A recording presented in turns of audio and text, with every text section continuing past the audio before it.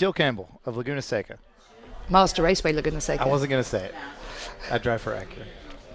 If you could describe this Dinner with Racers in one word, what would it be? Enlightening. Okay. Liar.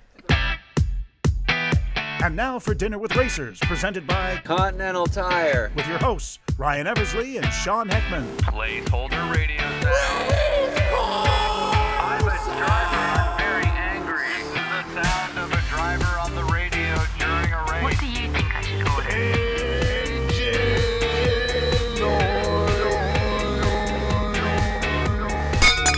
Welcome to Dinner with Racers. My name is Ryan Eversley, and I'm alongside my co-host, I'm Sean not an Heckman. assistant today. You're not my assistant anymore. Lovely. You've been bumped up, my friend. Huh.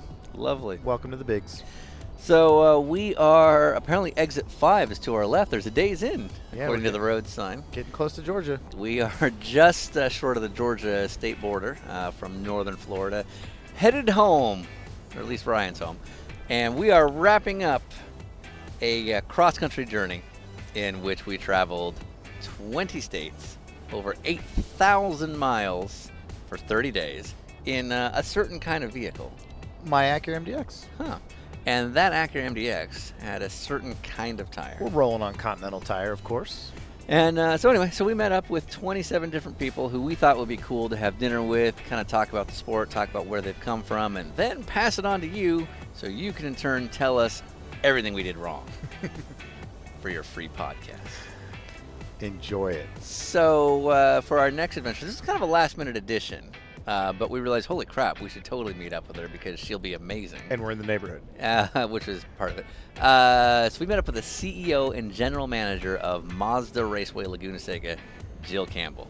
Gill Campbell is awesome. We had never met her before.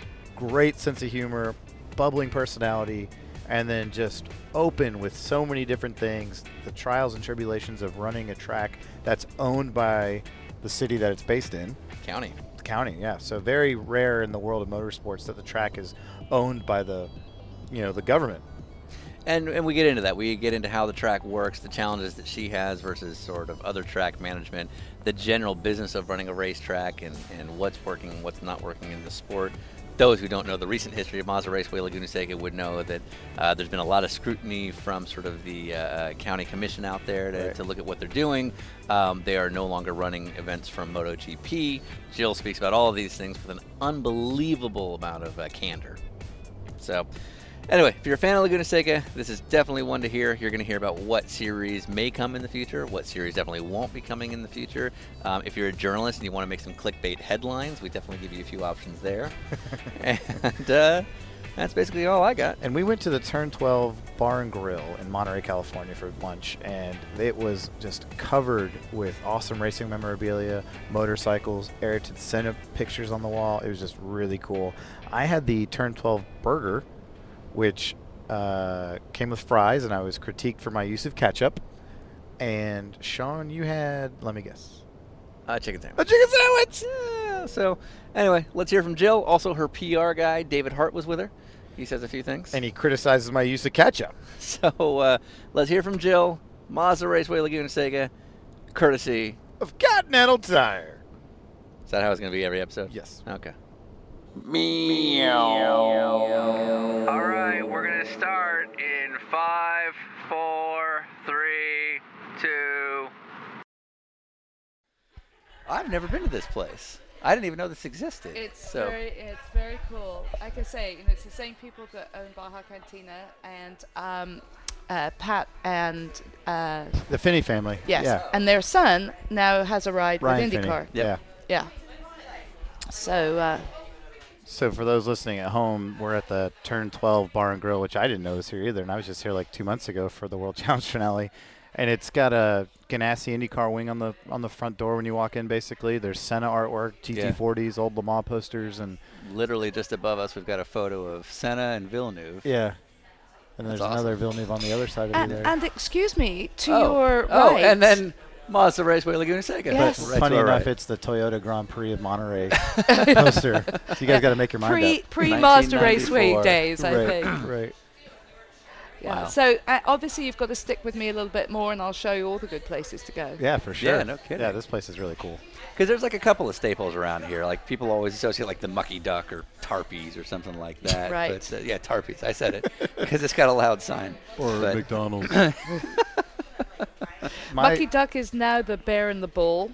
It's a whiskey Oh, bar. it's Yeah. changed. Didn't somebody get shot there like 2 years They ago? did, Yeah. yes. Well, Yeah. actually, if you go around, much of this area, you'll find those places. So.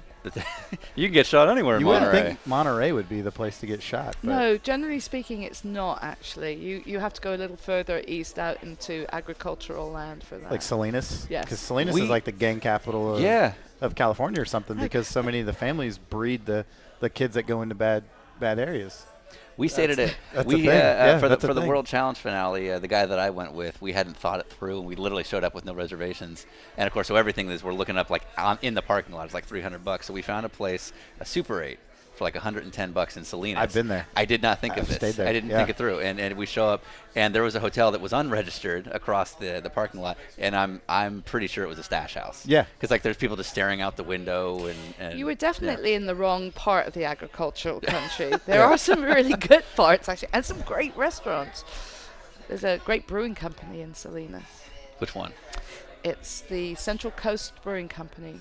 Nice. Yes. So David, the PR guy, Here I am. Are you happy where this is going so far?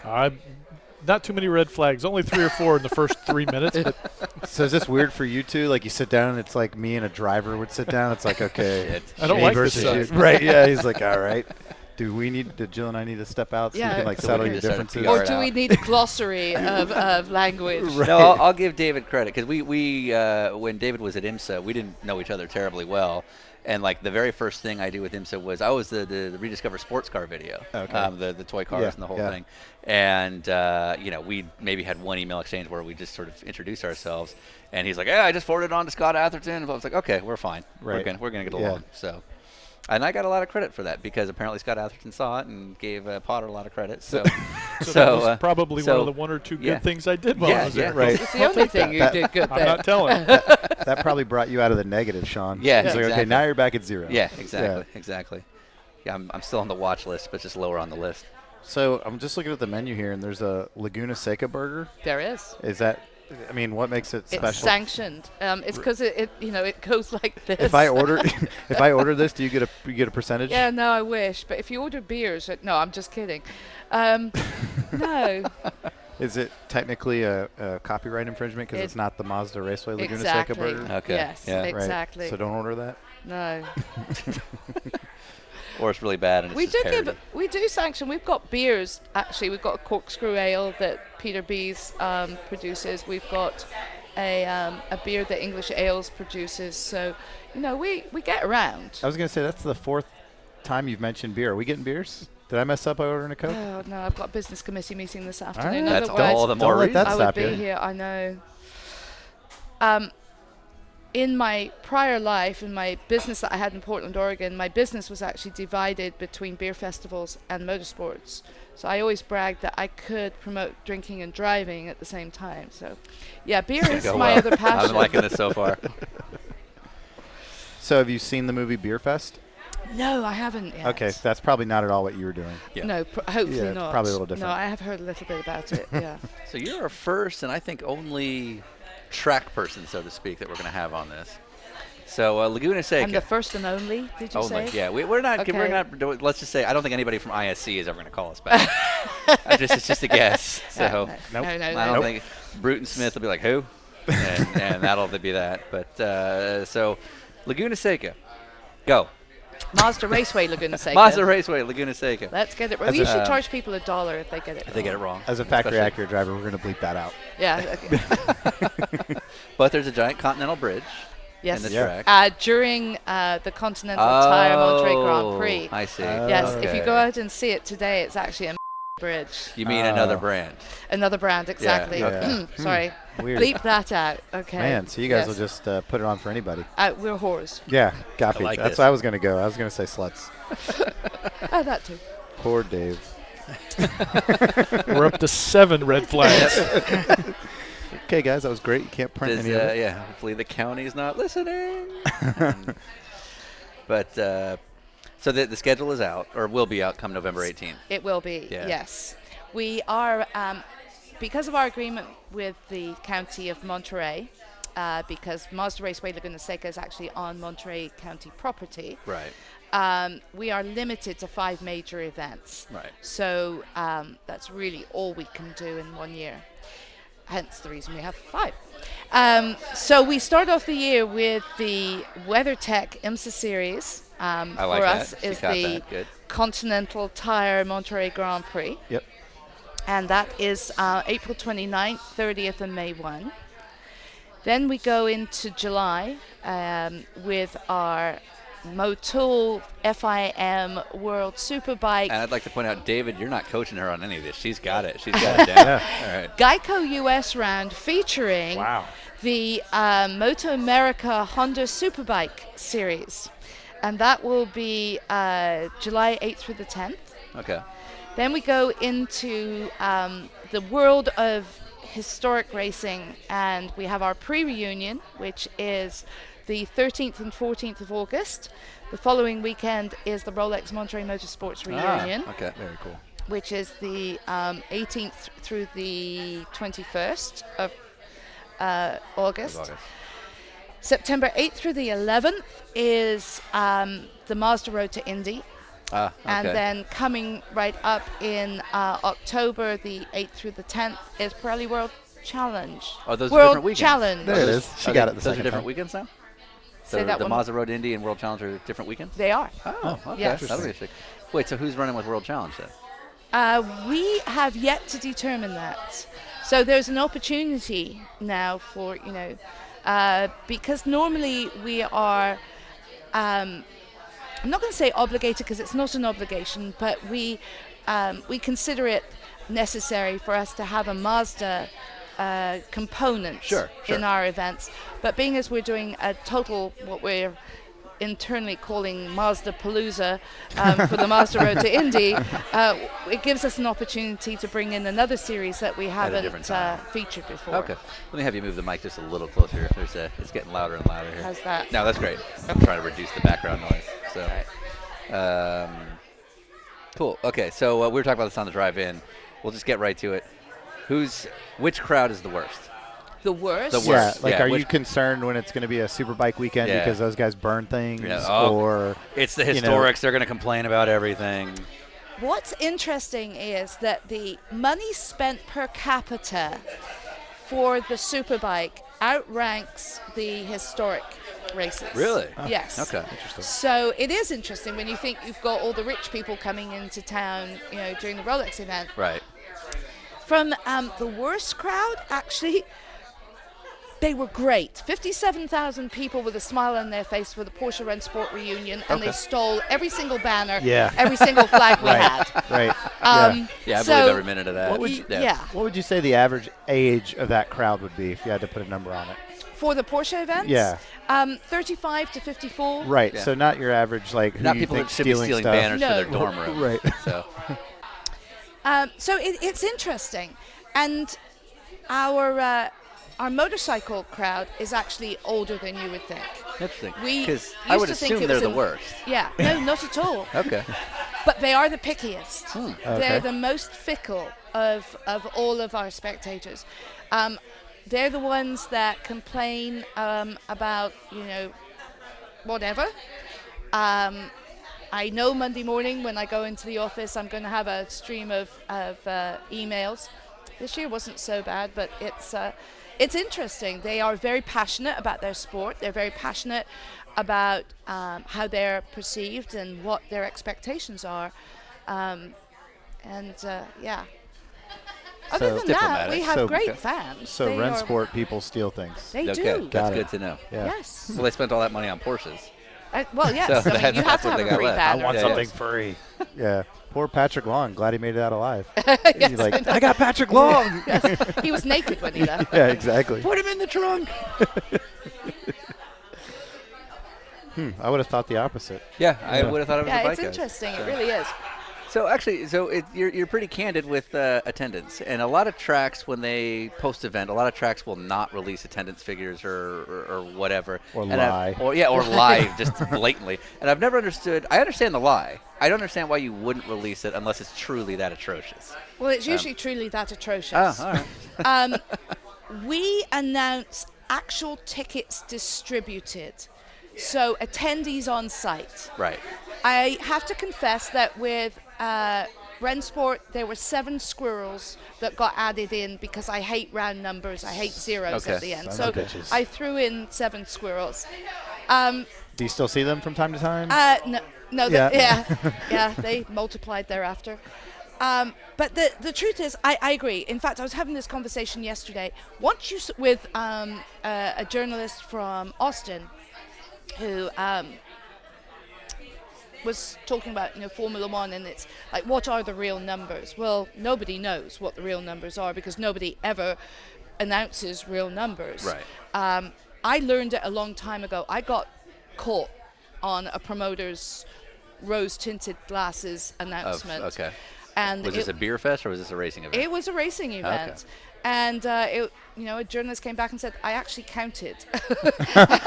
and you're wrong. That's how low it was. I It's have, like, I have no darn. time. I could see that. Yeah. Right. So ever since then, I do announce, again, actual attendees. The actual number of sold tickets are very different, obviously. Right. But, racing has changed over the years so much that you used to be very proud to announce, hundreds of thousands of people at your Yeah. site where you've got 15,000 seats. Yeah. It was interesting for me when the first year we did MotoGP, and I went to my board and I said, we're going to get 50,000 people in the first year. And they said, not a problem. We've done 50,000 people with cart. And in fact, we did 60,000 people. And I'm thinking, okay, I'm new Sure. to the Sure. facility. I'll believe them. And we had 54,000 people on Sunday of MotoGP. We had porta potties overflowing. Right. Trucks couldn't get to them. It took people 4 hours to get out of the Yep. facility. I was there. I remember. I So- went back and went, wait a minute, you told me you had handled 60,000 people before. So I went back in the books and actually looked. And the most we'd ever done for a kart event was like 32,000. Really. So it's not a good thing to announce promoted numbers. It will catch you in the butt. And I remember, Yeah. I think it was Denver. And I think that was a kart race. And the journalist went out and counted the seats in the grandstands. And they were caught short. So it doesn't pay to lie. Sure. Who's got that kind of time? Yeah, well, no, that's how few people are there. He's like, I counted them all. I didn't even take off my shoes. Angry. Yeah. Yeah. So, Interesting. So you came on in 2002. 2000, December 17th, 2001. Okay, fair enough. Because Mimo Gidley, who we were with last night, used to come here when he was younger. I grew up about an hour and a half north here, so I remember coming as a kid. And yeah, the 80s and 90s, I mean, the traffic getting in was always a nightmare. Yes. There's sort of only one little access road to really pull in. In the old days, you used to come through Fort Ord in the back, but that was about it. And it's kind of a sad statement over the years because it's a lot easier to get into the track now than it used to be. It is. But you obviously you weren't here before that. Have you heard any of those tales or know why that was the case? Absolutely. Yeah. But there are several reasons for that. Actually, the worst event ever was when the Pope was here in 1983, I think it was. 87. Did they And, go down the corkscrew or a little Pope-mobile? They actually they bussed people in, Okay. but forgot to send the buses to get them out. So we're still finding people under, trees. And then the Grateful Dead concert, that was another one. That had to be amazing. Yes. Was the Pope? Is that why the Pope showed up for Grateful Dead? No, they actually missed each other by a couple of years, but they nice. should have got Missed together. It would opportunity. have been Yeah. great.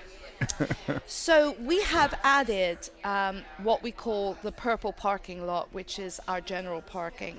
And that was part of Fort Ord land that was only just before I got there, we were allowed to use it for parking. So it helps the traffic tremendously. Also, Barlowy Canyon, which is a road that goes out, it's very scenic, goes out into Marina. That's added an additional relief. We have an organization called the Highway 68 Coalition.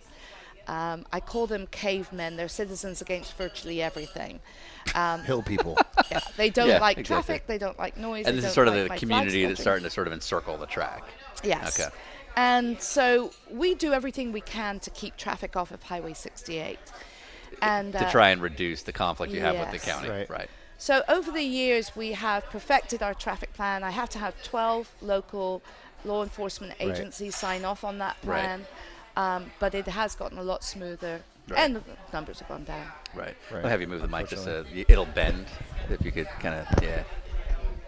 It's just the background noise. How's that? Yeah, that's great. Is that So, better? Yeah, Okay. yeah. So this is, most people know this, so I don't want to spend too much time on it. But to sort of put this in perspective, this is one of those few tracks where you guys don't own it. Correct. The county of Monterey owns this, and so there's no ISC. Roger Penske doesn't own this place. There's no, Bruton Smith kind of overlording. You have a county and a board of, I would assume, not all are necessarily racing fans that you have to sort of address and kind of explain how this works. So that's kind of, I think, probably one of the biggest challenges you guys face out here, right? It is the biggest challenge we Yeah. face. Sports Car Racing Association of the Monterey Peninsula built. Scram. Yes. Yeah. And everybody wants to know what a scramp is. Well, it is that two-headed fuzzy creature you see from us. It is actually a I group. thought it was an angry guy on a four-wheeler. with a white helmet. Yeah. And Probably an is. I think that's a We'll scram. You've deal with met that. them. Yes, correct. Yes. Yeah. Sorry about that. It is a group, though, of very dedicated volunteers that built and have operated the track for 58 years. When it was initially built, it was Army land. When the Army left Fort Ord, the only way that it could be deeded was to a government agency. So Scramp couldn't take it over, could not lease the land, could not buy it. So it went to Monterey County Parks. I try to explain dealing with it. It's like the old ride at Universal Studios where all the rocks roll down the hill and you don't know if you're going to get hit by one of them. Right. Yeah. That's my daily life. It's without the net at the bottom. And in the amazing. meantime, you're going on that Jaws ride, So it's a very So it's a lot of fun. interesting dynamic. right. Yes. We're a non-profit organization, which adds yet another element to it. We have a board of 26 volunteer people, and they are they oversee committees, so they'll oversee the guys in white helmets on the four-wheelers, parking, communications, etc. We are going through the process right now of restructuring that board so that we will have a board of governors. It'll be a 9-person board. I was about to say 26 people on a board seems like a nightmare. Yes. Yeah. I mean, that Of seems like a total. volunteers. And Yeah. it's, Right. it's really odd because during the year I report to them, and during events they report to me. Sure. So I have to be really careful what I do all year. Yeah. Yeah. Yeah, makes Or sense. you get back at them all at once. Exactly. Right. Yes, this is true. Finally. Yeah. So it's going to be a little bit different moving forward, but it will be people being brought into the board are business people, local business people that have been very successful, that understand business rather than racing, Okay. just yeah. racing. But a lot of your time, like you say, like trying to keep things off of Highway 68, like a big part of your day is just like it's almost unfortunate because you're sort of in the defensive position all year Totally. of just not irritating the neighbors. Yes, Yeah. or the county, or Yeah. How much revenue does the track bring in annually? about $14 million a year. And then I imagine because this is a tourist town, that's actually not like if you were in Iowa or something, bringing in $14 million a year in the middle of nowhere, that'd be a really big deal. But this area probably produces quite a lot of tourism money, or am I way off? It does, but our economic impact to this area is about $200 million okay. a year. Yeah, that's a huge deal. So, we really, I always tell people, a lot of cities have baseball stadiums or Right. football stadiums.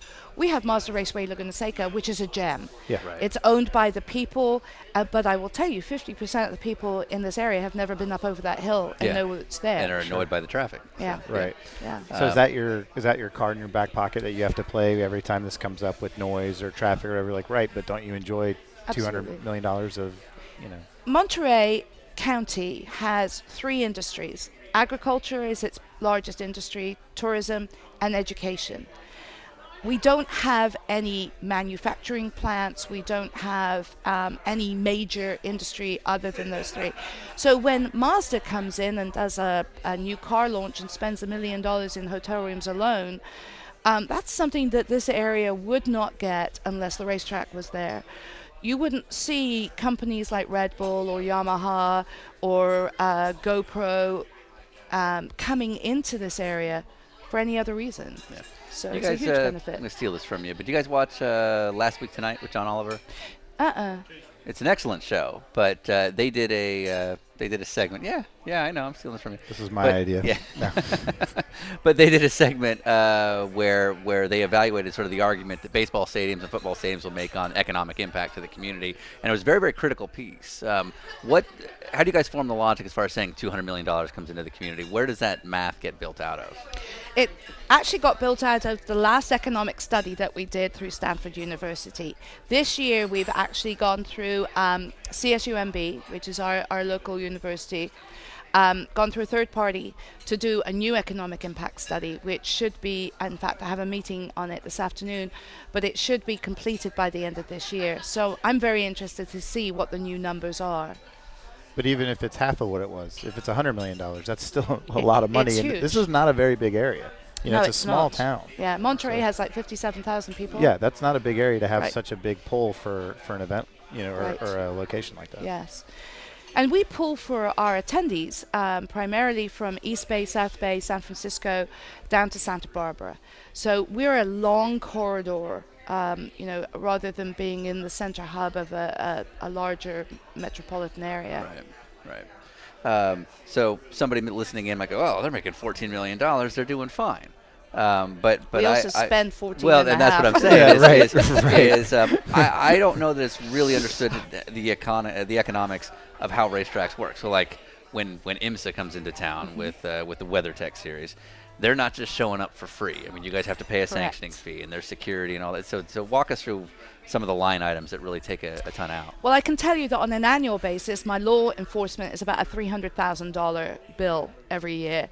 And it is, because we don't own the property, we don't own any of the buildings. So it's like camping. You have to bring everything in. We literally build a village for every single event. So our expenses are much higher. Doing business in Monterey, I'm sure you've seen menu prices are much higher than your average place. Housing here is extremely expensive. So just the simple act of doing business is enormously expensive. To put on an event like World Superbike, for example, is almost a $3 million project. Right. MotoGP was $9 million. Right, of which 3 was the sanctioning fee. Correct. Wow. So there's not my partner in life, he's always said, motorsports, it's a great sport, it's a lousy business. Yep. It's pretty true. It's very difficult to make money. With an event like MotoGP or World Superbike, also, we do not have the rights to sell sponsorships in TV, so on the track. Right. So that takes away a whole chunk of potential revenue. Right. We make, and plus we have to pay the county 5% of all of our revenue plus ground rent for everything that we do. So it's challenging. So quite frankly, for a non-profit, is really the only way this facility can be successful, in my opinion. Right. And that's why MotoGP is not back, is that you get the debt accrued in that whole process is pretty Absolutely. rough. The other part of it is that the demands for increasing safety measurements with MotoGP were, it was every Sunday night, FIM would sit me down and say, okay, you need to do this. Right. And so So all now- your profits Yeah. went right back into, which, safety is my first priority, but we actually never made any money, and people are aghast at the fact that we lost money on MotoGP. We were losing about $500,000 a year. Right. So making the decision to not continue was a relatively easy one. Right. But if you're losing $3 million before they've even shown up, Yes. that kind of makes sense to me. So when you hear somebody like Bernie Ecclestone walking around and having these $30 million sanctioning fees and such, that's not even close to being on the radar for something like this. But there are other locations in the U.S. where that is possible. Are there? Well, you look at Circuit of the Americas, for With example. government Well, and so aid, that's yeah. kind of Correct. where I wanted to go, is that California is notoriously not very friendly to this kind of government subsidies kind of deal, Right. versus a place like Austin, which decided for whatever reason spending that kind of money for an F1 race did make sense for them. Do you think people get that when No. it comes to comparing? No, not at all. And again, you go back to MotoGP. I mean, I have people in this community that are constantly saying, but you lost MotoGP. And we didn't, you know, we gave it up. Right. And other people probably should. No, I love MotoGP. No, go there, please. But the truth of the matter is, it's very, very difficult to make money. I'm quite certain Circuit of the Americas is not making money on it. And I'm quite certain, I know Indianapolis was not. Right. So every other country that MotoGP goes to, they get subsidized by the government. Right. Hey, do you want to get some food? Absolutely. Let's do this. Why be at turn 12 if you can't eat? Yeah, I'm looking forward to this. Oh, no. Oh, no. Definitely please. interrupt. Yeah. So, where are you from in England? From a little town called Exeter, about 180 miles south of London. Nice. You've been here, you moved to Portland, is that right? I moved to Eugene, Oregon. to Eugene, begin with, Oregon. Yes. Beautiful Eugene. Yeah. And what brought you there? I had gone to university in Exeter, to St. Luke's College, which was a physical education college. Right. Obviously, that's not what I studied. But I don't know what you mean. there were 1,200 students at St. Luke's, 1,000 of whom were male PE students and 200 women. So I made a lot of friends, and a lot of them came over to University of Oregon to do their master's degree, and I came over for a month's holiday 40 years ago. And it's going well. It's going well Yeah. so far. Yeah, I'm Right. really So enjoying my when- vacation. When guys hit on you, do they feel that horrific need to do like a horrible British accent, like "oh hello," and then I hope that somehow that works? Yeah, but I do it back with an American Oh, accent, that, so it's that just, we need to hear. Let's do it. Yeah. it's terrible. No, No, it's we going to need be it. amazing. Yeah, I know. I've never perfected it, so Well, that's why we want it. I'm not sure I've perfected the English accent either. Actually. People accuse me of being from Canada when I'm at home. So. Oh, weird. Patrick Long. Yeah, Patrick Long gets that too, apparently. But he lives in California. Yes. Yeah. And he's from there. So you moved to Eugene, I did. and did you ever go get to see Steve Prefontaine run? I did. Really? Absolutely. I was managing a tavern on campus called Duffy's Tavern, and Seems to be a beer theme in this whole thing. Right. yeah, Yeah. see, it just goes way I'm back. pissed we're not drinking right now. So this is actually an intervention. So David called us. With headphones. Yeah. Jill, yeah, we're all your I'm friends. appreciating this actually. We're all here for you. But he was a regular customer. Yeah. Yes. That's excellent. That must have been a great time to live in Oh, that it was town. fantastic. Yeah, I've read a bunch of the books on like Bill Bowerman and Oh, yeah. and Pre and all that, and you just read it, and it seems like it was a magical time to be in that part of the world really because it was. was really booming and it had like its own niche following. Yeah. Yeah, Yeah. that's It was incredible. I mean, every single sporting facet of the University of Oregon was at a high peak. Basketball. Right. The track and field, football. So, any racing at all at that point? Had you been to anything back in England? Not for me. No, I was the product of a second marriage, and my father had 15 children by his first wife. Wow. Wow. Yeah, God bless her. Yeah. When I was born, there were only 7 of us left. Only. My two eldest brothers actually raced with Colin Chapman Oh, no and way. Sterling Moss, etc. And I was taken to the racetrack as a little tyke. Yeah. But I was the girl. And growing up in England, at that time, I had 3 choices. I could be a nurse, a school teacher, or a secretary. Well, I couldn't type. I hate the sight of blood, so I became a school teacher. And it was only much later, in 1988 actually, that I realized that racing was in my DNA. Right. Right. So, what brings you to Laguna? Where were you before that? I went from Eugene to Portland, Oregon, Yeah. because I got involved with large civic events. And so I figured that if I was going to make it big in the world of events, I had to move to a big city. So I moved 100 miles up the road to Portland. And I went to work for a global events group that produced IndyCar at PIR. And that was when I stood on the track and went, oh my God, I'm home. This is it. This is Right. what I want to do for the rest of my life. Sorry. I know. What was I thinking? I started my own business, and so my clients included the Monterey Historic Automobile Races, American Le Mans Series. I had worked as a contractor for IMSA in previous years. I was promoting NASCAR Craftsman trucks at Portland Speedway, as well as Sprint Cup sprint car racing, sorry. So I was here in Monterey 2 or 3 times a year. So when my predecessor exited, I was asked if I would come here as an interim. I was only supposed to be here for 2 months. So again, remember this. I came to America for On a vacation. month. Yeah, vacation. right. There's a theme And here. I came here for 2 Right. months. So don't ever invite me to your house. Yeah, for you're 2 not months. coming About over. to say. Yeah. I may never How long leave. is this podcast going to go on for? Chicago? Yeah, right. Yeah. She's living with a guy and they haven't defined the relationship yet. But they have a dog. Yeah, exactly. With isn't Portland owned by the government or by the city? It's owned by the city. It is a city Yeah. park, yes. And so did that give you any help coming here, None knowing any of this? whatsoever. None. Okay. Yeah. No. Yeah. Good. Good to see. How is that track these days? You never hear about it anymore. No, it's unfortunate. It's kind of, I'm not going to, it hasn't been kept up as an international Right. venue. It still has that potential. Right. And it is the only track that's inside city limits. Yeah. I mean, it's got a lot going for it. But it's not promoted by the track. So it requires an outside promoter to come in. And I Okay. did that for a while. Global Events did it for a while. There's nobody really in Portland. And Oregon is, funny about outsiders. So it's difficult to go in as an outsider to promote anything there. Sure. Is it So still? just- Is it still true that Portland has the highest strip club per capita? I'm sure it does, actually. Yeah, Yes. that was when I went there in 05 for the only time I ever got to go as a mechanic. You Before, visited them all? no, actually, I didn't have a chance, but my team had a rough weekend. Best way to put that.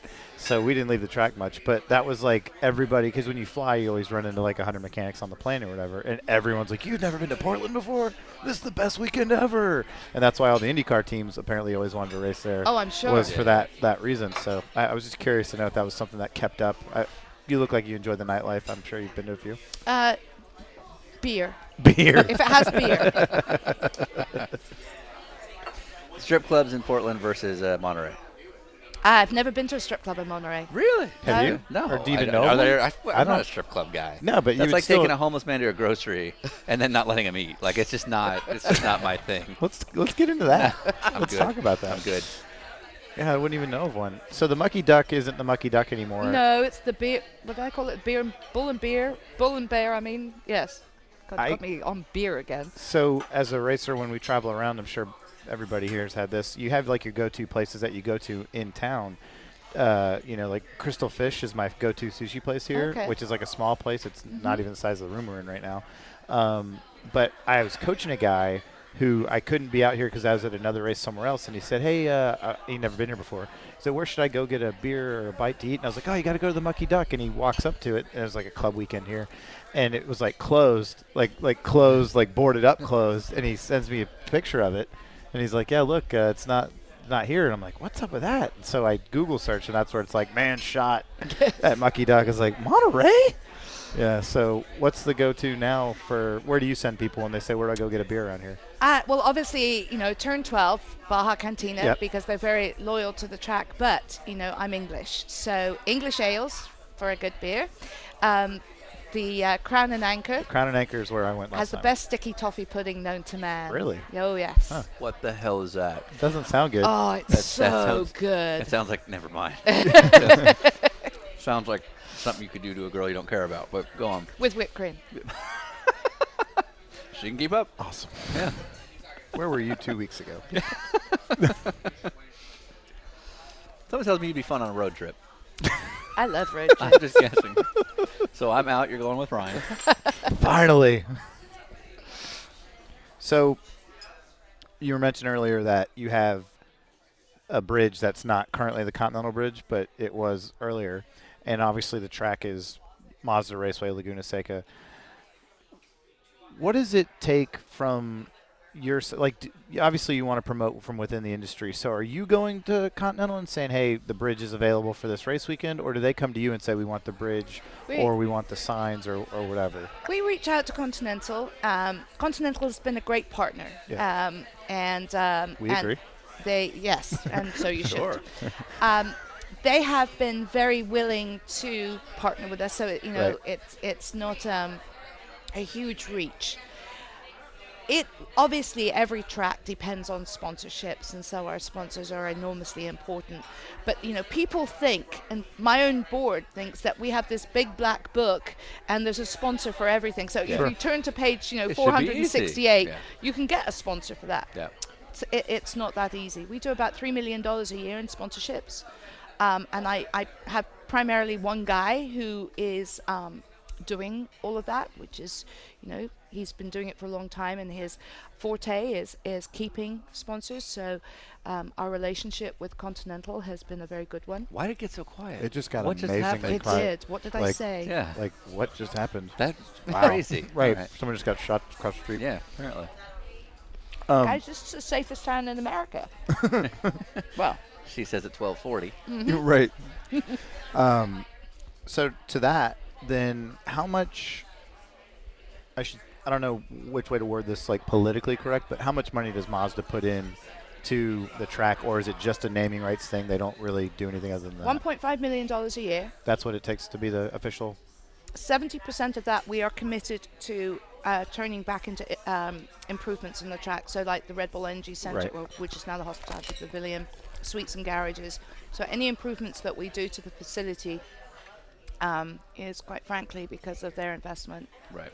And that's, I assume, in terms of racetrack management, probably one of the hardest things is I look at it like our video business. We were just talking about that. The reinvestment, the need to keep up the infrastructure, the safety improvements are going to change every year as far as the new thing that you have to do. And again, you're not getting government subsidies. Nobody's reinvesting to put a $30 million whatever into your facility. So I assume that's probably the biggest challenge. It is. In the 14 years I've been here, we've invested $24 million into the facility, and the county has invested absolutely zero since 1984. Wow. So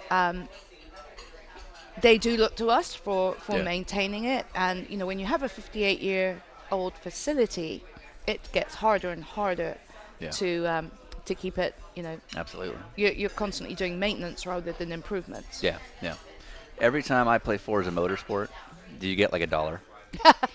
Yeah. No, we do get a licensing fee though. Okay. So, but yeah, that's like a you flat. help. They give you a check. You help. Mhm. So every time I play, they just know that I want to play there. That's and right. so they have to re-up with you. And they re-up. Mhm. Okay. So okay. keep doing it. Okay. Okay. PlayStation as well. If you could actually play them all, it would help. Okay. Fair enough. This Now, can be done. because it's a government-owned property, and I'm assuming you have to answer to the local business of commerce, or I don't know. Is that information public? Like, can I go Yes. right now and research like what you guys are getting and putting into the like? It's all got to be out there because it's Yes. a publicly. Oh, that's really cool. And because we're a 501c4, Right. Everything's public. Right. I have no secrets. Because I'm surprised you just said $1.5 million. Like I just pictured like John Doonan cringing somewhere like, which makes me happy But because again, that's I've gotta known be him a long time. That's got to be one of the challenges, I assume, because any racetrack that's not publicly traded or that has a publicly traded organization, they don't have to tell anybody anything. No, and they you don't. do. Mm-hmm. So you're sort of open to scrutiny from people who maybe don't understand what it takes. Exactly. Yeah, I can see this. So on that level, it's pretty well documented, so I don't think we need to spend 30 minutes on it, but the ISC deal that had Yes. shown up with the county. So as I understood it, the county, as is very common in any form of racing, people thought that maybe it should be done differently, or they had some ideas about how the track should manage itself. They approach ISC, and you didn't know about any of this. No. So how did that work out? Not well for anybody, I don't think, Right. really, to be honest with you. And I'm sorry, just to back this up, ISC being the sort of NASCAR-affiliated track management Yeah, group that owns a International ton of Speedway tracks. Corporation. Right. That owns, and I emphasize owns, 13 tracks around the country. Yeah. Again, you can't own Mazda Raceway Laguna Seca. So during the economic downturn, I'm quite sure, I think WeatherTech, and David has actually told me this, I think he was the only company that didn't lose money during that period of time. But I think everybody lost money. Oh, thank you. Ooh, see, look at those fries. Oh yeah. Ooh, This looks amazing. ooh. I might have to steal one. You can have as many as you want. So we lost a lot of money to the tune of about $2 million with MotoGP. only having 5 major events, it's very difficult to recoup a loss for the next event. Right. So we struggled. We fell behind in our payments to the county. And So you guys are paying a lease to the county in addition to everything else, all Right. your other expenses, right? Yes. Right. So we presented a payment plan to the county. We presented a payment plan to Dorna, which was accepted. And we thought, and we would be completely paid off by 2016. So we thought we were on okay terms. So it was a shock that they had reached out to ISC. Again, going back to the 58-year-old facility, there are some issues with the facility. We've got a water issue. We have an erosion issue. We have our literally runs downhill to a holding tank. We have no sewage treatment plant. So all of those issues, which would, under normal circumstances, fall under a landlord issue, the county is looking for someone to come in and relieve those problems. And we don't have the financial means to do that. Right. So ISC came in, looking like the good-looking blonde that walked into the room. Right. Or brunette. Or brunette. The redhead was already here. Don't want to leave anybody out. And so it looked very appealing. But I think with the restrictions that we have to operate by, ISC looked at it and decided that was not going to work. So rather than continue, they've withdrawn their bid. Moving forward, the county has determined that it's going to go out for an RFQ and then an RFP. Yep. Will ISC come back? Probably. Right. And again, to put that out there, RFP is a sort of a standard procedure, request for proposal, where they're looking for agencies, track management companies to put in sort of a thoroughly thought out research proposal on this is why we're the qualified company. So what would that do to the current in-house app? Yourself, David, would that push you guys out? Would it give you sort of a new boss to answer to? No idea. Okay. Good times. Oh, it's great. But we are very optimistic that you didn't know, we'll sorry, go ahead. continue. Okay. But you didn't know that this was happening. No. So how did you find out? I was on a plane coming back from Le Mans, and I got a phone call, not on the plane, right before I got on the plane. There's a private jet. You're in the back on it. Exactly, that was Yeah. me, yes. Maybe that was Spending the problem. non-profit money.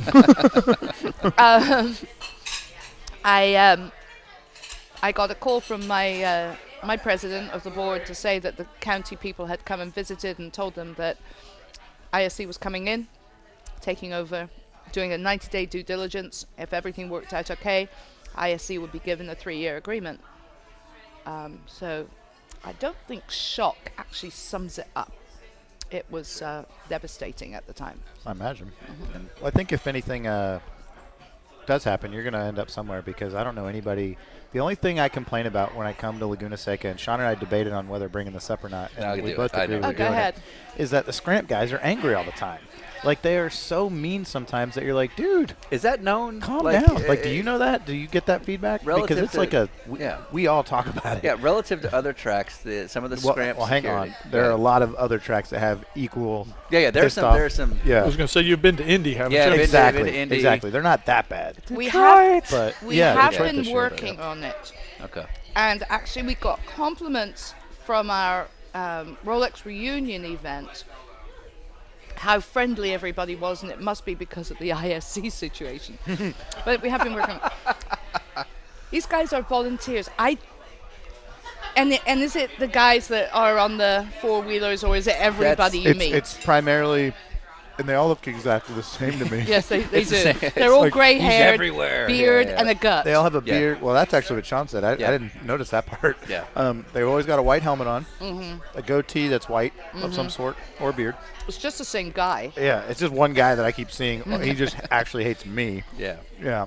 That's Thank- my only complaint when I come to Thank otherwise. you for that, though, because they work for guest services. Somehow that Not was, me named. Yes, Right. Right. and we That's- have had complaints about them. That's the only thing that I don't look forward to about coming out to something It's Raceway good to Laguna know, Seca. and I appreciate that. Because everybody loves the track. The fans are generally very knowledgeable because this is like a historic place to go. It's not like you're just going to, the New Orleans track they built just to go see an IndyCar Right. race. You're coming to not only experience whatever race is there, but the corkscrew's such a big deal. You know what I mean? Rainy Curve's a big deal. It's a historical place. So for us, it's something you look forward to, even if traditionally this track in the Continental Tire Series has suited the Mazda MX-5, which is weird because that's the title sponsor. It just coincidentally worked out that way. I don't think you guys planned that. Keep digging. No, I hate the MX-5 Miata. I think the Honda Civic should win every race. All right, good. Yeah. It's out there. But when we come to Laguna, as I call it, we know we're not going to win that race because it's just not a Honda Civic track. But knowing that it's not going to be our track, because I think the best a Honda's ever finished there is 4th or 5th, it's still like I can't wait to go to Laguna because it's just an awesome place to go visit. It's probably your best place to take a girlfriend or wife if you have one, at the time. Destination Exactly. is a huge part of it. Because when you have family or whoever wants to come watch you race, and like a friend of mine who I hadn't seen in years just kind of moved back to Atlanta. He's like, hey, I want to come to a race this year. Where do I go? And I was like, no question. I'm like, Laguna. And he's like, that's in October. This is in March. I'm like, you got to wait till the end of the year because that's the only one worth coming to. And he was like, really? Because it's just that's the, the general consensus when you think about this track and this location. And obviously that has to be a testament to the way you run the place because other than guys on four-wheelers, I enjoy coming here, Thank you. That kind of leads me to something I just thought of. So Ben Keating Yes. Yep. is currently I'm not speaking about this. in a situation with He's a great client. the series.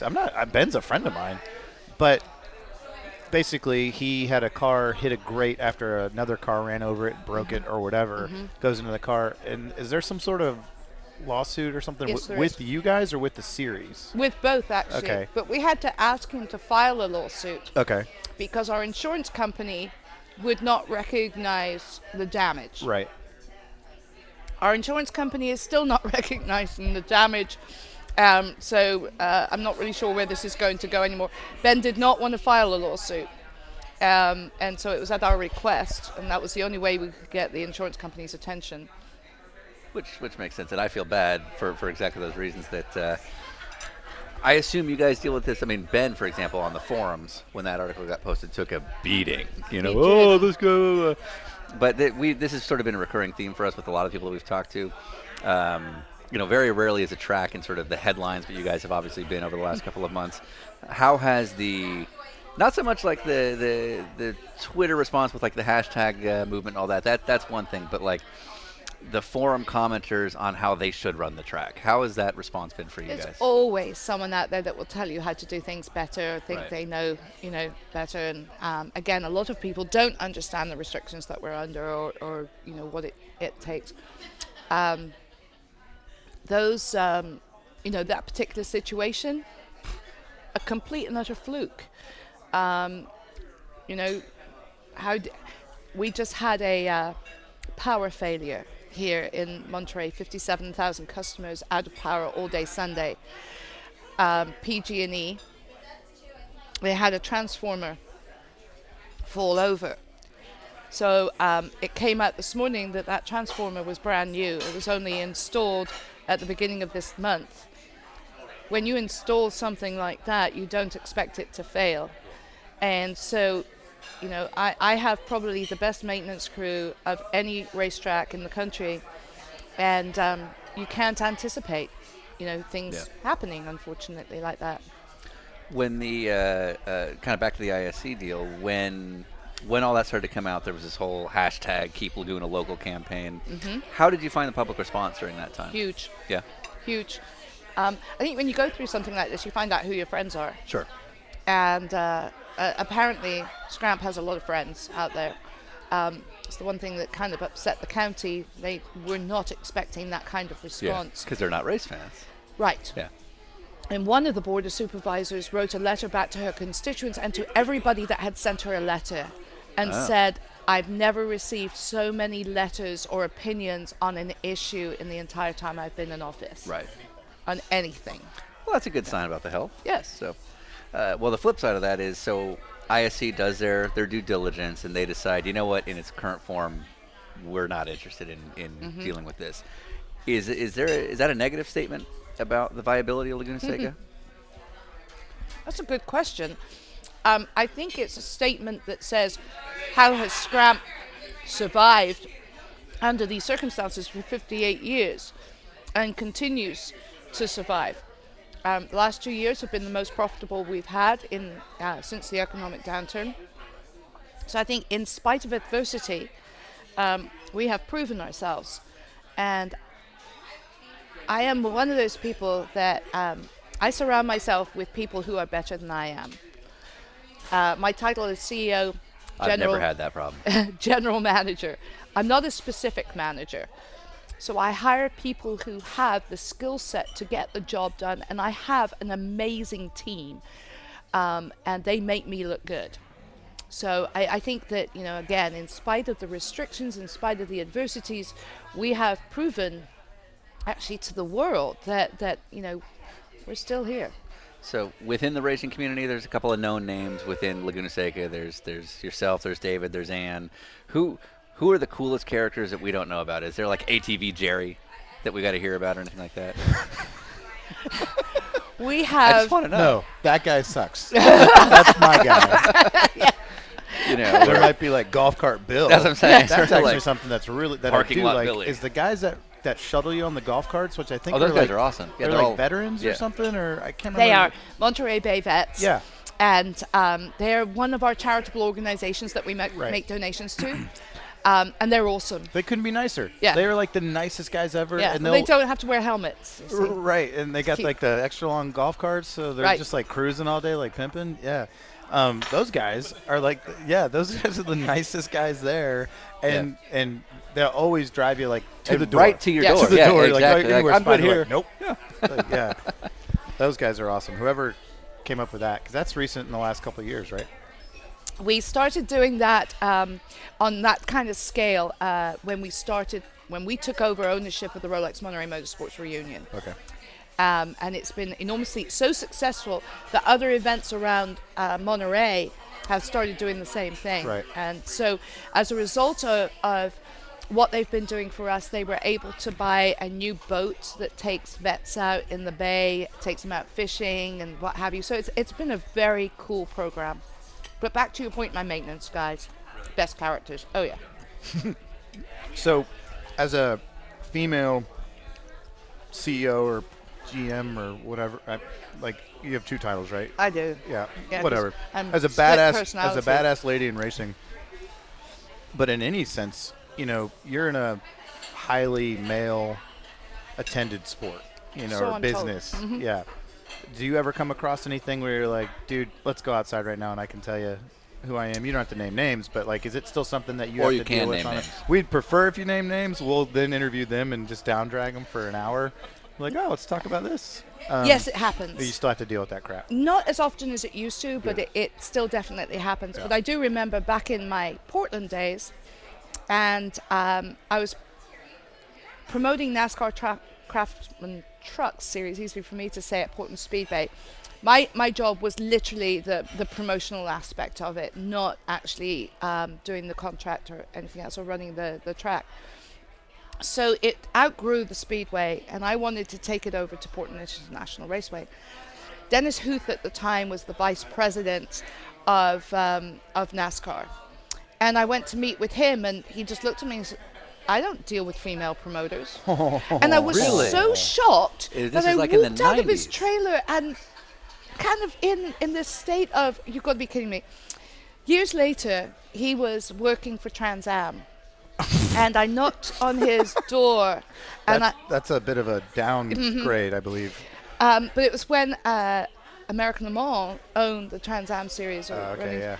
And I was under contract with American Le Mans at the time, and I knocked on his door and said, guess you have to work with a female promoter. Hey, you're going to hate this. We've been really good friends ever since, but What was his deal? About the same. Yeah. How does that happen? This isn't like 1920. I mean, this is that's Yeah. crazy. it's All right. Do you think somebody put him in his place somewhere and that changed Oh, his tune? I'm sure. Or was it you? yeah, probably. Yeah, the story you're not telling us is Yeah, what changed his mhm. tune, right? Yes. Okay, fair enough. He speaks very high. He should. He better.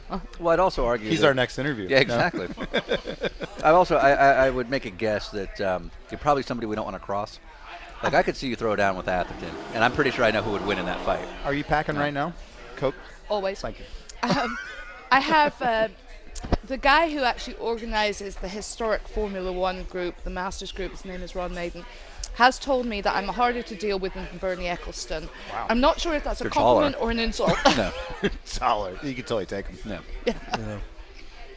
So, if you could, like, shank one guy in the business, who would it be? It's like a dirty, rusty shank. And not get caught. Yeah, not get and caught. not get caught. Yeah. God, that's tough. We will put this out 366 days from now. Is that the I don't time know. period that passes Not for an it to be egg, okay? Look, I'm an expert in battery and the statute of limitations. You're not? Yeah, as much as the stuff as I look. But you got her thinking. Yeah. Yeah. I think right now she's got it down to about 5. I'm trying to narrow it Is down. it? No. No, they're all shorter. These are all than- your people. They're all shorter than me.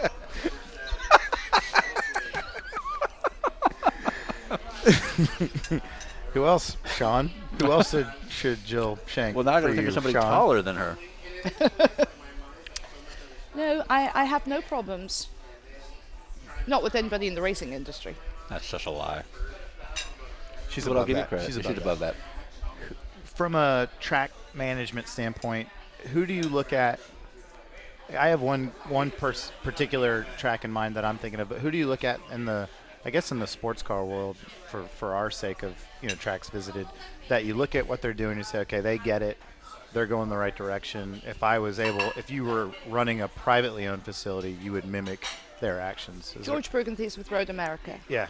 He's been we're good friends, but he's been my hero for a long time because he does get it, and he's done things right, and he's always ended up getting what he wants, and he's one of the best negotiators I've ever come across. When Champ Car was going through its bankruptcy, he and I hired the same attorney, and I learned so much from going through that with George. He is very, very good at what he does. I'm good, thank you. So I have a great deal of admiration for him and what he does and how he does it. Do you look at a place like Circuit of the Americas, who's got all these government subsidies helping to keep them afloat, and just sort of go, "Grah!" And that's it, no words, just "Ah!" America needs a facility like Circuit of the Americas. Yeah. It deserves that kind of facility. The unfortunate part of it is it's a purpose-built Formula One track. So when it hosts other events, that makes it difficult to be profitable. I would not want their, utility bill every month. Now, again, you sometimes don't know whether to be insulted or complimented. They have already stolen 2 of my sales guys, so I had to call them up and said, I am no longer your training ground here. But it is a compliment that they recognize what we're doing and that we're, training our guys right. Do you think a model like theirs that's effectively sustainable only on the government and sort of lives or dies whether or not Texas decides they don't want to do this anymore, do you find that something that is sustainable? Do you think this is something that can last forever? There's an old adage, the third owner will be the one that makes money. Okay. Enough said. I like that. So this is something we asked Marshall Pruitt yesterday, but it's a very generic question. But who gets it? Marshall In the does. I think you'd We're appreciate going to that. disagree with you on that one, but no. Marshall wrote a great article that we actually reprinted in the newspaper in regards to the state of motorsports. I mean, I think that I do believe, controversial as this may be, We hate that. Scott Atherton gets it. Yeah. He really does. I think that there are track operators who do, or track operators who work for larger organizations that are so busy in fulfilling those requirements that they forget what this is all about. It's like the hotel business. We have a hotel here that the general manager of that hotel is so busy writing reports, he doesn't have time to interact with his customer. That's not a good thing. Yeah. I think that it's important that you have an idea of who your customer is, what they're looking for. I respond to every single complaint personally. You That should try that. I do. it's just you.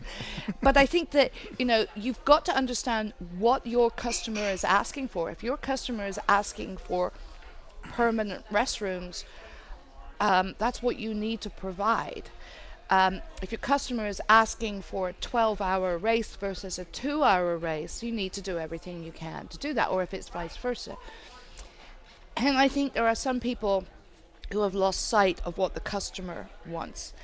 And we've gone through periods of time with sanctioning bodies where we've had to remind them, we're the customer. Yep. Without the track, you don't have anything. You can have teams, you can have sponsors, but unless you have a track to run at. Right.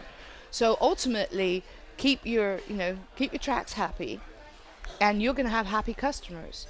And some of that has gotten lost, I think, over the years.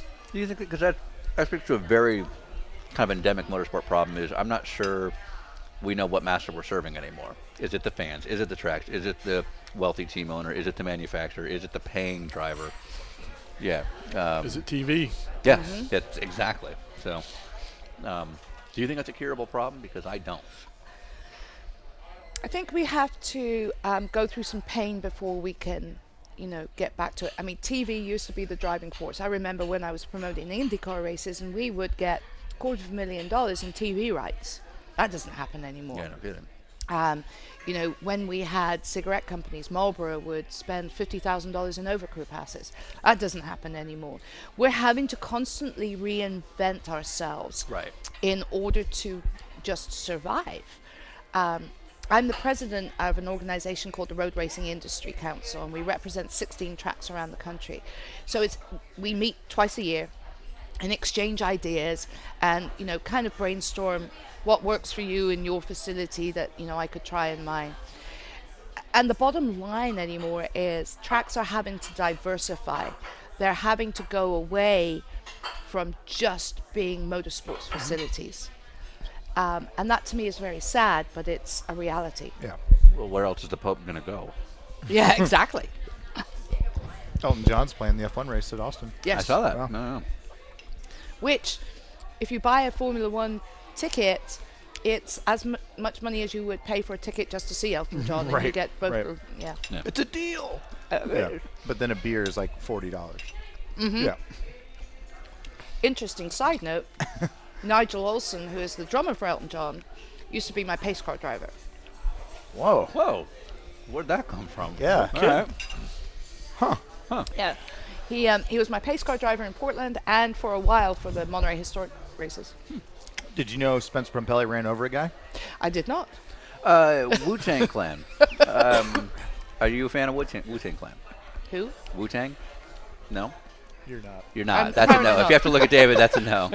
What's in your Like, what are these idiots who's in your talking about? recently played folder of your iPhone, if you have an iPhone? Oh, good grief. Recently You'd played. be horrified. Oh, good. That's why I asked. You would be horrified. It's a very good question. That's Actually. not an answer, though. I don't think there is. Katy Probably Perry. like Journey or Katy something. You Oh, know. no, That's that'd all be right. awesome. No. Yeah. I don't listen to as much music as I used to. Really? I know. Podcast? You're all podcasts all the time? Yeah, Just when I us. get in my Yeah. car, I like the quiet. Okay. I can get behind that. Well, you live in an area that's complementary to that. This is true. Sitting in Pasadena, LA traffic, Yeah. not so much. Yeah, no, you're right. It's a good point. Yeah. I'm never going back there. So where have you lived here, you've lived in Eugene, Yes. you've lived in Exeter. Mm-hmm. What's the nicest place you've been to? Monterey. Really? Mm-hmm. All right. Are you This happy is to stay here? paradise. I So do you're like it here. here a lot. Okay. Yes. Yeah, I can see it. I mean, you've got everything. You've got the weather. You're 30 minutes from Big Sur. You get to be able to do a lot of things outdoors because of the weather. Yeah. Portland is a great city. It has 58 brew pubs. And, This is an how intervention. could you get bored? Everything is legal. This is a problem. These are all red flags, by the way. Yeah. We're going to get an email from David of the 35 things that are coming by out. the way, only thing you can have. Our 6-minute podcast.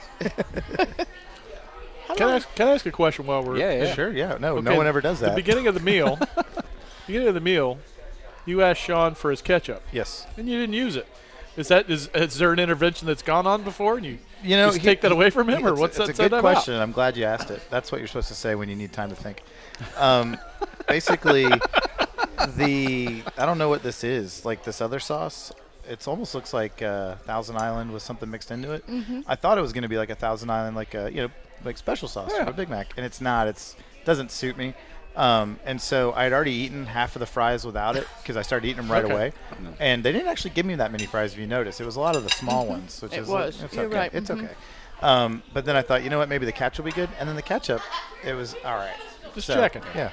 Obviously, wasn't Heinz. No, it's definitely something else, but it's okay. The barbecue sauce was killer. You guys, I guess we can tell. So the other day we filmed about an hour and a half of me being hit with foods from all sorts of different, products. By the time this is By the out, time this it's airs, public, it'll be yeah. the commercial for this that no one knows about at all. Thank Yeah. you. And I literally had like an entire ketchup just like on me, and then mustard, barbecue sauce. We didn't use the ranch. This was for what purpose? For a promotional video. Yeah, so basically, like, we're gonna do a little web video to Where promote like food this, is being this thrown at us thing. in slow Channeling motion. Johnny Knoxville, or It actually looked a lot like that. Sean has like this $50,000 red camera that's can do slow motion. Excellent use for slow motion. It, food I mean, it is So, the yeah. nicest camera that was never intended to be used for For what we what we used did it for. yep. So condiments aren't my favorite thing right now. The first thing we did was we're like, okay, we'll get some eggs. Yeah. And The first one were you wearing a helmet? No. or no. eye protection. Yeah. Why would you do that? And we had Sean's friend Mike come over to help us, and the first egg he throws at me hits me like right in the eye socket, which is fine. I knew what the deal was, but it's an egg. It didn't crack. I mean, it literally just It was bam! hard-boiled. I was like, Yeah. oh, Well, that was wow. actually his first question. Was like, "Did you buy hard-boiled eggs?" Yeah. Dude, what'd you do to me? So, My yeah, first husband used to throw eggs at me. out of love. I am very that's uncoordinated. a weird statement on love. So at dinner parties, he would demonstrate to our guests how uncoordinated I was. And when we actually moved out of our house, when we moved the couch, there was this like line of egg yolk along Wow. the back. It was disgusting. Nice. He didn't have your best interest at heart. No, Yeah, he's like, definitely hey, watch not. this. I'm gonna mess up my wife. Hence the reason he was the About to say, first husband. So Right. was this the end? Or should we talk about this? How many has there been? 3. 3. Okay. 4 times the charm. No, I'll never You do done? it again. You good? Yeah, I'm okay now. Kids? No. No. Oh, no. Thank Kept God. my Right. legs You're like, crossed. oof, close one. Dog? Close one. Kids, none that you know about. Correct. Right. Yeah. Right. No dogs? Huh? Dogs? No dogs. Wow. No You- pets of any kind? A parakeet. Okay. That doesn't count. Tell How him do you that. how do you cuddle up with that? Very angry. So a reoccurring thing we've been doing on the show is a pass along question from the previous guest to the next. So last night we had dinner with Mimo Gidley, who is the man. It was so cool to talk to him and see that he's like, coming right along with his recovery, and we're all really excited about that. And so his first question was, do you still see his tire tracks? Because apparently he used to do a burnout on some sort of motorcycle. Yeah, he lived or- right around here, I guess. And so his first question was about burnouts, I guess he used to do near here, a lot of motorcycle stuff. Yeah, he thought it was really funny, so it must have been him getting up to no good Yeah. at some point. It sounds like it, yes. And then this morning, or maybe after we left last night, he thought I should probably have a real question. Yeah. So he wrote a very We got an nice, email. very nice quote here that says, Laguna Seca is dear to me as the first racetrack I went to see a race car. And I don't know if you know anything about his background, but he literally grew up on boats, like lived on a boat for a long time, and none of his family were racers at all. Yeah. And then on a whim, they came out and saw IndyCar here, and it like changed his life. He's like, I'm going to do that. And he had no racing background whatsoever, and then obviously he made it quite far in his career. So Laguna Seca is very important to his career. IndyCars there were awesome. So many people with so much interest. This experience really started my path to car racing and my career. The racing interest at Laguna Seca and mini tracks for sure is not like it was in the 90s. What has changed with the fans, and is there any way to get them back with passion?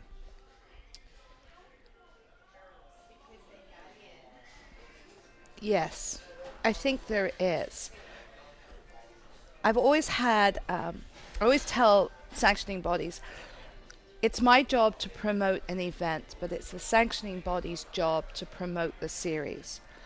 And until you put the series, what it is, in a fan's lap, they're not going to get it. So when you have 4 or 5 classes on a track with different color lights and you don't know who's doing what out there, it's very confusing for a fan.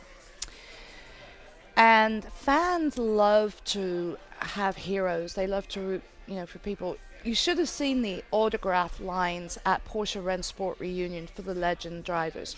It was phenomenal. People stood in line for 2 hours to get an autograph. You don't see that same thing anymore. It's very, very rare. The only one that comes to mind, other than Patrick Dempsey, but that's because of his outside job, is like the Corvette team. Yes. They always have the line around the corner, and I think it's because they focus on making their drivers stars. They do. Yeah. And they put that, they create a culture, an environment for their fans. And that's what has to happen. Me as a promoter, I can't do that. We can accommodate it, but it's very hard, just to get drivers or riders ahead of time anymore to do interviews or to get in the media is very difficult. I mean, back in the day, a month out, you would have PR people knocking on your door saying, I've got, so and so, can we do, a round of the radio stations in San Francisco? We have to literally pull teeth anymore to get drivers ahead of time. To your credit, John Everett, from Road America, he, in the last 2 years, has brought me up on the tracks dime. Last year it was for Continental Tire Series and IMSA basically, and I was the guy they flew up a month early, and we did ESPN radio, we did all the local news spots, and like a few other, we did like a guest spot on a live radio webcast kind of thing, and I was like, no one does this. Yeah. No one ever does Well, this. and I'm going to take your side on this, being on the team PR side of life. You're right. No one wants to show up a day early without somebody compensating for them or something. Exactly. Except for this one. I loved it. I was like, this is Honda factory great. driver. But we'll Yeah. get so much fun. It's like, well, are you going to, now they're asking trucks, are you going to cover their airfare? Are you going to right, do this for them? Are you going to do that for them? And that's It's like- always how I have to respond, because my clients, that's what they want to do. Right. Yeah, that was actually the big not concern, but the question. I'm like, who's paying for this? Like, oh, we got it. And I was like, oh, Yeah. I'll And be it's there. not like Sure. the tracks have any budget to do this themselves, and why should they? No, Yeah. generally not. So now, I'll give you a prime example. Nicky Hayden is getting back into World Superbike next year on a Honda. He is an ambassador for Tissot. So we've gone to Tissot. Tissot is going to do some pre-event promotions with Nicky for us. That's great, but it just doesn't happen. And so it's very, I did a campaign here, this is several years ago, with Tom Christensen. I put his photograph in the paper and said, have you seen this man? Do you know who he is? That's awesome. Nothing. That's my kind of stuff. I like You that. know. Yeah. And we're not doing that. We're not promoting stars anymore. Right. And to your point, people almost aren't willing to be promoted the way they need to be. No, they're not. Yeah. And I was having the same conversation with Patrick Long, actually, and he just said, I am so committed to so many other things that I don't have time to do the things I want to do for an event. And then after that, he said, "Hey, put me down." Yeah. Sorry, I had to. Give me my shirt back. Stop hitting me. Let's do. So let's make some clickbait headlines for journalists. hang on. Okay. Go ahead. So now our next guest. Oh yeah. Is who? There's a segment we do. You're the producer, right? Yeah, I Okay, don't good. Who's our next guest? So our next guest is Sean Johnson, who is a very well-known soccer player out of Chicago. He plays for the U.S. men's national team as well as MLS. If you could ask a question for this man in Chicago. Is it true what they say about goalies that they have big hands, and is that true what they say about big hands? And you can edit that one. David, you good? No, that's going good in. with that one. That's All right, going in. I'm very good Yeah. with that one. The other one would be, who is the fitter athlete, a soccer player or a race car driver? Soccer player. Present company accepted. The guy No. who just chowed down the Laguna Seca Yeah, the burger. Laguna Burger was Now, legit. now in England, fitter can mean one of two things. It can be like who's genuinely the most fit athlete versus who's sort of the most shapely looking guy. Yes, So you mean both? absolutely. All right, I like this. Okay. I'm still writing down the big hands question. It's very loaded.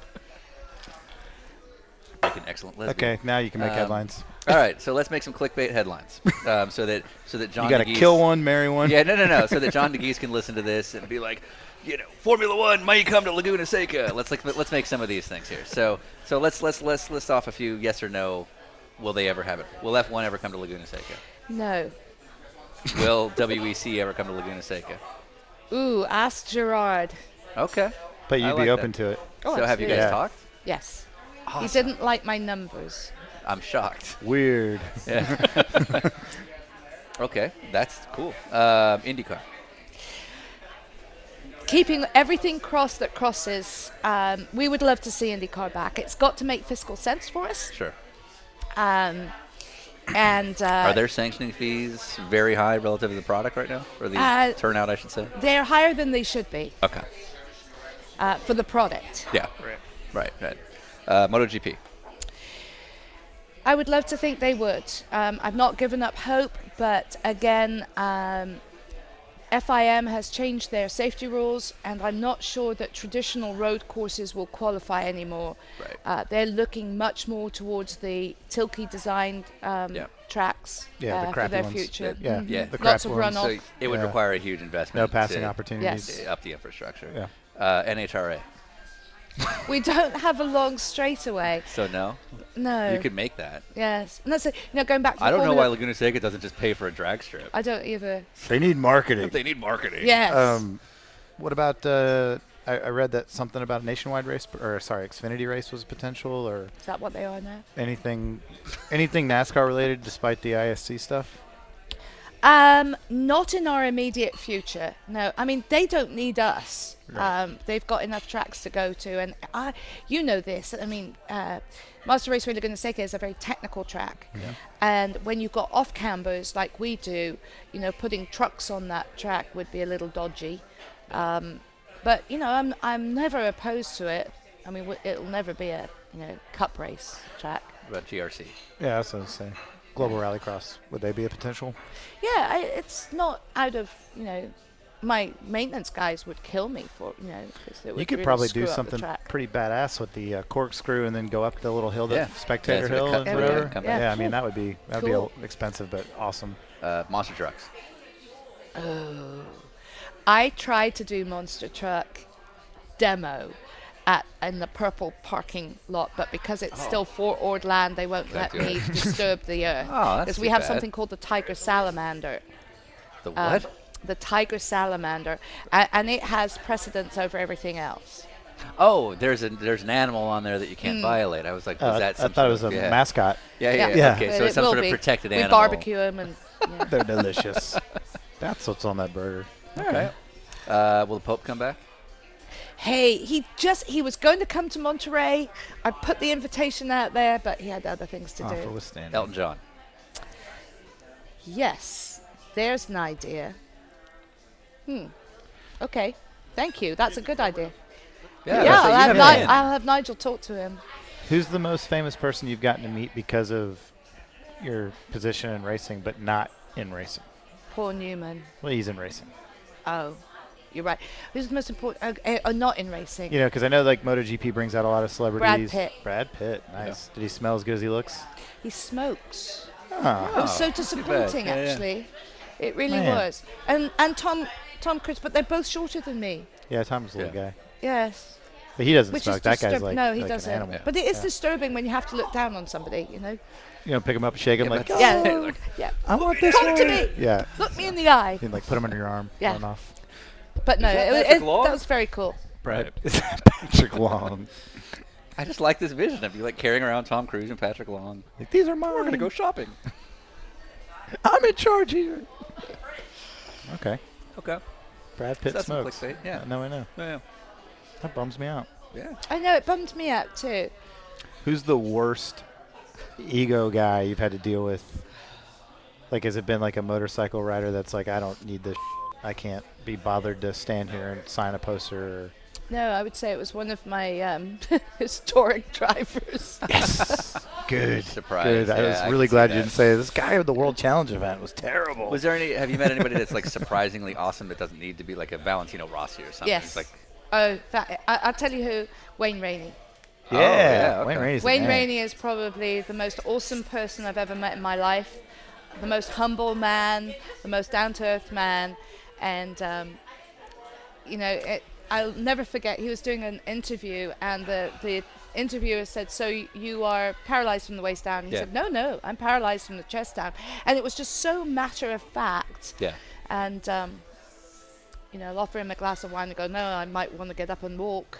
He's got a great sense of humor about his own disability, but he is just truly a wonderful man. Okay. That's awesome. Yeah. He is the man. That guy's cool. Also shorter than you, at least now. Yeah, yes, absolutely. I don't mind getting down on my knees for him, though. Sure.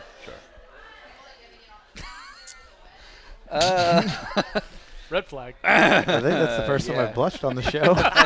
You got It Ryan. had to happen at least Wow. once. And Jill has won. Jeez. Yeah. That was the best thing I've heard yet on this whole trip. Okay. All right. Well, I'm happy. Are you? Wait, are we leaving in the? Oh, yeah. Oh, then I'm great. Okay. Yeah. That's That's the the end. best interview we've had. So, David, how long is the email we're going to get? It'll be short. It'll be short. It'll be short. Okay. I'm good. All right. What are some things that Jill does that drives you insane?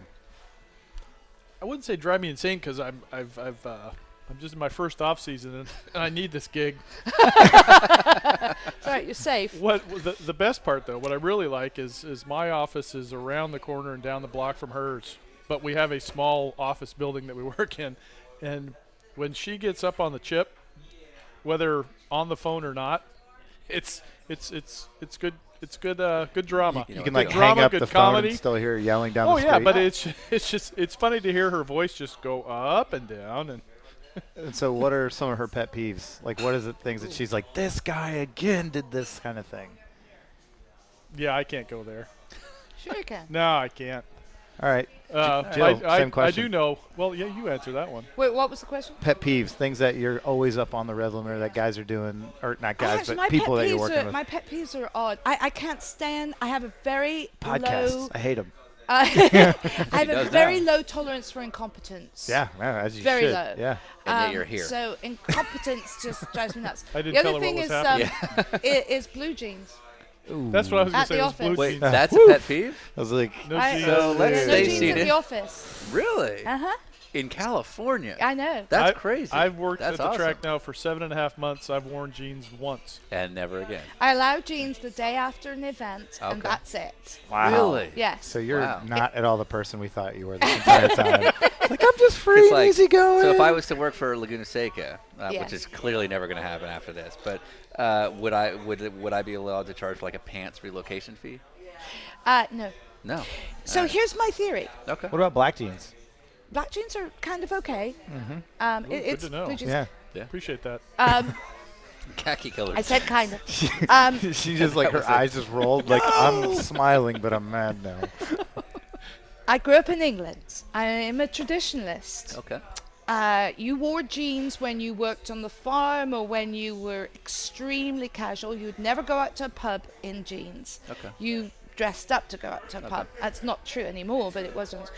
So I have this theory that if you dress down, your attitude is going to be incredibly casual and your productivity is going to be casual. Sure. If you make an effort to dress for your job, you are going to do a much better It's job. that sort on of it. dress for the job you want. Yeah. Kind of attitude. Yeah. Yeah. So that's my theory. So it has nothing really to do with blue jeans. It has to do with an attitude that goes with it. I get that. David, you've worked with Jill now. You worked for Scott Atherton and Ed Bennett. RCR. You've worked for RCR, Enzo Potolicchio. Where does Jill stack up? Right at the top. Of course.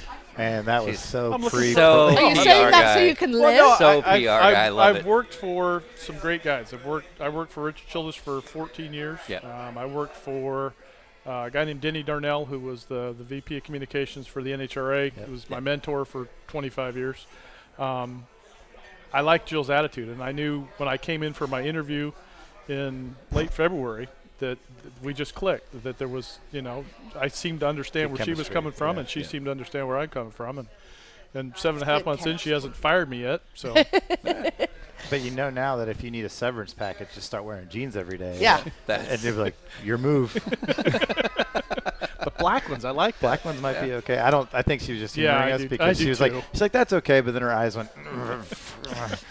So yeah, don't wear the black jeans, dude. Don't do it. Won't do it. Yeah, I think on that note, Awesome. Thanks, guys. No, Continental's got thank the, you very much. This was fun. Continental's got the check.